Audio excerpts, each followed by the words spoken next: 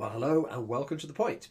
For those of you either at morning point at 9 o'clock on Sunday or point 123 at 4 o'clock on Sunday, it's great to see you. For those of you watching at home, it's great to have you as well. And you can download our material at any time from the internet from our website www.thepoint.life. You might want to have a Bible ready or download your Bible app from uversion.com. And this week we continue our look at Romans as we look at Romans 11. Very briefly, I've set out the first few books in the New Testament just to show where Romans is amongst them. We start off with Matthew, Mark, Luke and John, the four Gospels, the eyewitness accounts of what Jesus did, followed by the fifth book, and I've highlighted that in green, the Gospels in red. Fifth book is the Acts of the Apostles, the things that the early church did. And then the sixth and seventh books and onwards, all the way through to 27 books in the New Testament, the rest of the books are the letters. And the letters are not in alphabetical order or in date order, although Romans is one of the earliest letters we've got from about 55 AD, but they're in size order. And Romans is the largest letter and the most important letter in the New Testament. I would say it was the most important letter ever written. So that's why it's in the position it is in the New Testament. So let's get going with this week. We've been looking at the book of Romans, and we've been looking at how the Jews have been looking down on people, the Roman citizens have been looking down on people, and everybody's looking down on everybody else.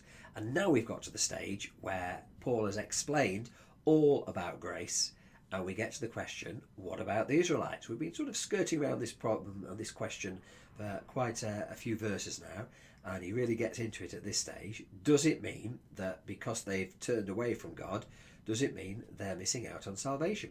Let's see what Paul writes in Romans 11. Romans 11, 1-6. I ask then, did God reject his people? By no means. I am an Israelite myself, a descendant of Abraham, from the tribe of Benjamin. And remember that Paul was a Pharisee. He was Jewish, he was a descendant of Abraham, and apparently from the tribe of Benjamin, one of the 12 sons of Jacob. And those of you who've seen Joseph in his Technicolor Dreamcoat will know that Joseph was a son of Jacob and that Benjamin was a son of Jacob too, Jacob and sons. So Paul is saying, I'm Jewish, and God did not reject all his people. God did not reject his people whom he foreknew. But don't you know what Scripture says in the passage about Elijah, how he appealed to God against Israel? Lord, they have killed your prophets and torn down your altars. I am the only one left, and they are trying to kill me. And Elijah is one of the great prophets of Israel, and he stood up and spoke for God because the people of Israel had turned away and were following the Baals, which was the religion of the local Philistine people. And it was a terrible religion which involved child sacrifice and all kinds of cruelty and all kinds of terrible things. Israel was supposed to follow God, and yet they turned away to these other gods. And what was God's answer to him, to Elijah? I have reserved for myself 7,000 who have not bowed the knee to Baal. So Paul is saying that in the Old Testament, Israel turned away, and nearly all of Israel turned away. There were only 7,000 who stayed pure and followed God. So too, at the present time, there is a remnant chosen by grace. And if by grace, then it cannot be based on works, for if it were, grace would no longer be grace. And Paul's been making this theme about how we cannot earn our way to heaven and how it's all by God's grace for the last few chapters.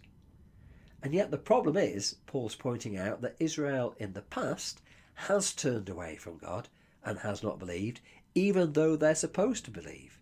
They are, after all, the chosen people, the people of God. Why do they not believe in Jesus? There's always been this question for Christians to answer. If Christianity is so clearly true, if Christianity is so clearly obvious, if Christianity is right, then why do people not believe? Why are there so many people who either don't bother to believe, or deliberately refuse to believe, or follow other religions? How does God allow that? The people of Israel were trying to follow God, and yet they didn't manage to. What then? What the people of Israel sought so earnestly, they did not obtain.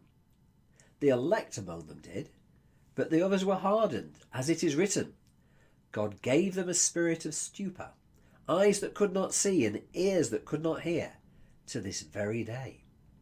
And David, that's King David, says in one of his psalms where he's talking about how desperate he is and what a terrible situation he's in and how he really wants his opponents to suffer instead, he says, may their table become a snare and a trap, a stumbling block and a retribution for them. May their eyes be darkened so they cannot see, and their backs be bent forever. It's not altogether clear in the Hebrew as to what that means, the backs be bent bit. Some have translated it as having wobbling thighs, basically saying we really want our enemies to suffer instead of us. And yet, why should that be? Why should the people of Israel not be able to follow God when they're trying to do so? Why is it that they've turned away? And what Paul says is it's because God has made it that way. That might seem quite strange to our 21st century mindset, that God might actually harden our hearts and make us turn away from him.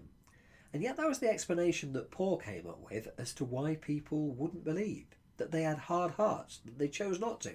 If you go back in the Old Testament, there's the idea that God hardened Pharaoh's heart against Moses in order not to let his people go. It's almost as if the Bible writers can't understand why anybody would go against God and why anybody would not believe in him. And yet people do. We know that today there are people who choose not to follow God because they can't be bothered, or because they don't want to believe, or they follow other religions.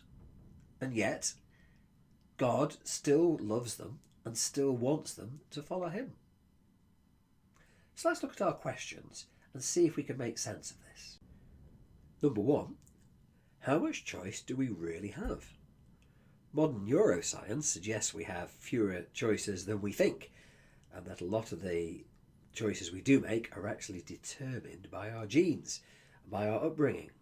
And if you knew all of those, you could guess what we were going to do. Number two, why do some people choose not to believe in Jesus, in your opinion? What is it that makes them choose something different? And then thirdly, does God choose us, or do we choose God? That really is a big question, but you've got plenty of time to look at those. If you're at home, then put this on pause and have a think about it. If you're at the point, then sit around the tables and discuss with the people who are there. You don't have to say anything. If you want to just be quiet, you can sit, but make sure you're on a table with lots of people then. But if you want to participate or want to answer them, or indeed if you've got a better question which you'd like to ask, then set that off and see what your table thinks. We'll give you a bit of time to look at this, and then we'll come back in a little while. Well, that's about it for today. But before we go, we're going to do So What Must We Do? These are my thoughts about what I think we should do. Number one, know that there is a choice to be made. There are some Christians who believe that everything is foreordained and we don't get to choose, and God has chosen us, but I'm not one of them. I believe that each one of us has a choice to make as to whether we follow Jesus or not. And my strong advice, I would implore you to, number two, choose to follow Jesus, because he is the one who can make all the difference in your life. And also, if you are a follower of Jesus, or you do become a follower of Jesus, then I hope that you'll help others to make that choice. Because it's not enough to say, I'm all right, Jack, I believe. It's important to help others as well, because that's what we're here for. So, I'll ask the person in charge to come forward and say a final prayer. Thank you for listening, and we'll see you again next week.